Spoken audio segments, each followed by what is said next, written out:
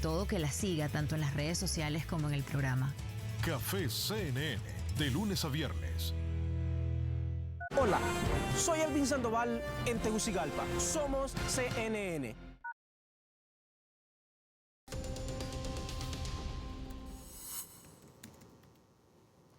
La violencia en México ha alcanzado niveles alarmantes en muchos estados de este país, y esto desde hace tiempo ha provocado una movilización interna muy grande, pero también externa, por supuesto. Me acompaña Carol Suárez, periodista de CNN, que tiene este informe especial. ¿Cómo estás, Carol? Qué gusto saludarte. Bienvenida. Muy bien, Mario. Muchas gracias por el espacio. Bueno, te vengo a presentar una historia que estuvimos trabajando los últimos días. Básicamente, mucho hablamos sobre los migrantes que atraviesan México para buscar pues, un mejor futuro en Estados Unidos, migrantes de Centroamérica, de Sudamérica, y en plena crisis migratoria hemos visto que hay hasta migrantes de otros continentes. Pero poco se habla sobre el desplazamiento forzado interno que está ocurriendo en México, que es producto de la violencia que se agudizó en los últimos años y que ahora se ve más evidenciada en el norte. Un desplazamiento interno que muy recientemente hemos estado narrando en el estado de Chiapas, por ejemplo, ¿no? Con conflictos muy añejos incluso, pero el crimen organizado está aderezando todo esto, desafortunadamente. Sí, y ahorita lo vimos súper marcado en el viaje que hicimos a Tijuana. Hay muchísimos mexicanos, de hecho, cifras de la Organización Internacional de las Migraciones dicen que el 60% de la población que está en los albergues en Tijuana son mexicanos. Y antes era la explicación fundamentalmente económica, migración por economía, ahora es violencia. Se cambia, la violencia. Vamos a ver el trabajo.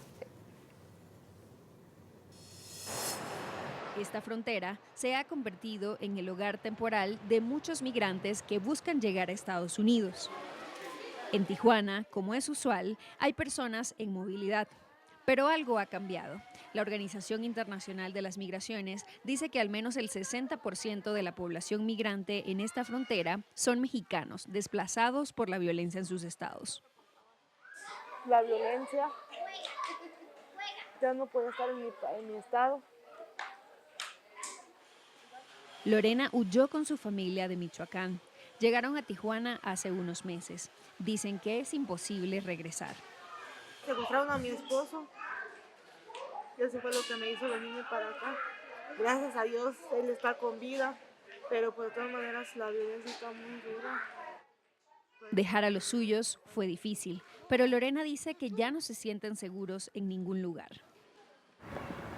Y no solo ella sufre este fenómeno. En este albergue en Tijuana hay desplazados del estado de Chiapas, Michoacán y Guerrero.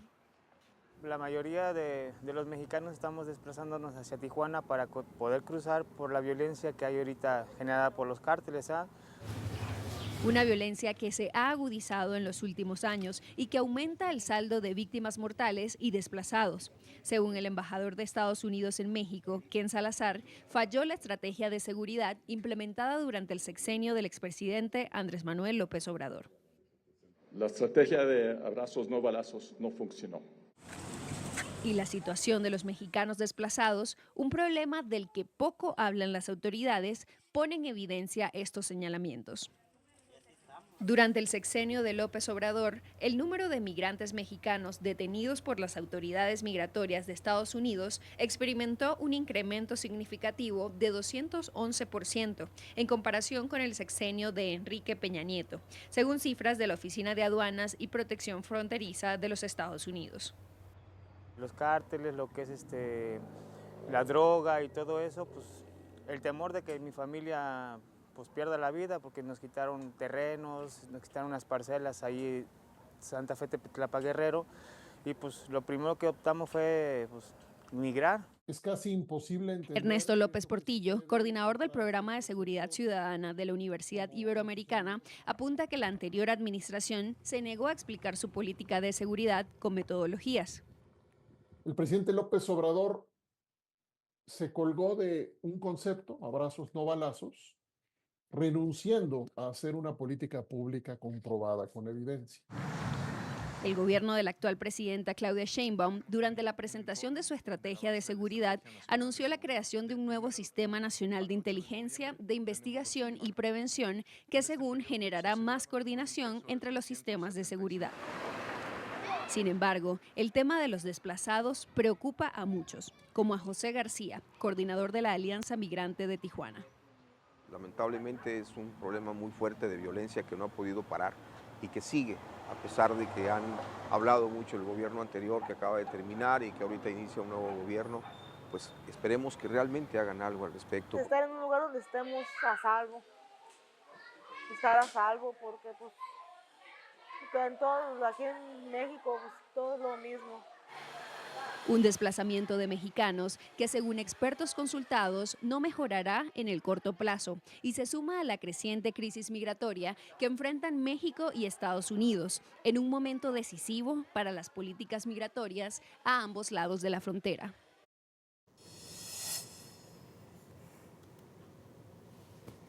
Mario, que el gobierno no hable del desplazamiento forzado no quiere decir que no esté ocurriendo. Y como bien hablábamos de Chiapas, de la situación en Chiapas, que más de 200 familias tuvieron que huir de sus comunidades por los conflictos que existen entre el crimen organizado y en un hecho inédito se fueron a Guatemala. Claro. Y a la fecha estas familias aún no han podido regresar. Inédito, absolutamente. Conversamos con autoridades de la Comar y también de Guatemala, del propio Guatemala, nos decían, no, nunca se había solicitado refugio en este país, ¿no? Oye, ¿qué dicen, por ejemplo, del tiempo que tienen que esperar? ¿Están a la espera? ¿Están ahí en Tijuana, digamos, a la espera de poder pasar a Estados Unidos? Ese es el objetivo. Los migrantes mexicanos, los desplazados mexicanos, nos dijeron que para ellos la frontera más segura es Tijuana, lo que no es para los demás migrantes porque sabes que está un poco más lejos de Ciudad Juárez, claro, en su trayecto hacia Estados Unidos. Para ellos el lugar más seguro es Tijuana y ellos tienen más de 6 meses en estos albergues, primero porque tienen cupo y segundo están intentando diariamente conseguir una cita con CBP One Up, que es esta aplicación que creó el gobierno de Estados Unidos para poder garantizarle a los migrantes una cita en algún puerto fronterizo de Estados Unidos y así pedir asilo, pero esta aplicación nada más da 1.450 citas diariamente y como tú bien sabes, hay más de 1.400 migrantes en México intentando diariamente. Ahora, ¿Qué pasa con esto? Que se satura la aplicación y como se satura, llevan más de 6 meses y no saben hasta cuándo van a estar. Y también el problema es que no hay un programa de otorgamiento de visas o de residencia a mexicanos por motivos humanitarios. Eso no, salvo caso, podría analizarse caso por caso, pero no hay un programa en sí mismo en donde los mexicanos estén contemplados en esto. Ahora, ¿qué opinan, por ejemplo, de Donald Trump y de la llegada al poder de Donald Trump? ¿Temen? ¿Esto acelera un poco su deseo de pasar más rápido antes de que llegue? Cuando hablamos con ellos fue un día antes de las elecciones en Estados Unidos y cuando les preguntábamos qué pensaban, qué opinaban sobre Kamala o sobre Donald Trump, muchos de ellos no querían que Trump regresara al poder porque Trump es conocido por sus políticas antimigrantes, pero también porque Trump durante toda su campaña amenazó con cerrar la aplicación CBP One. Claro. Y esto, imagínate, que cierren la aplicación, van a quedar a la expectativa en vilo cientos de migrantes que están en México. Bien. Carol, gracias. Le daremos seguimiento, por supuesto. Gracias a Carol Suárez por estar aquí con nosotros. Y vamos con otras cosas. Tenemos más información.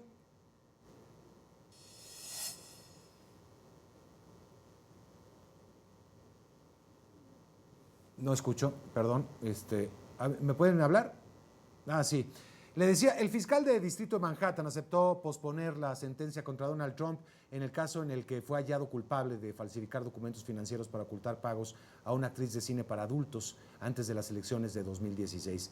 En una carta al juez, el fiscal dijo que aceptará aplazar la sentencia para darles tiempo de litigar la esperada moción del presidente electo. La oficina del fiscal de distrito reconoció que es probable que Trump no reciba su sentencia sino hasta final del próximo mandato presidencial, pero aún así señaló que la condena por delito grave de Trump debe mantenerse. En pleno proceso de transición en Estados Unidos, todo parece indicar que el presidente electo Donald Trump ha decidido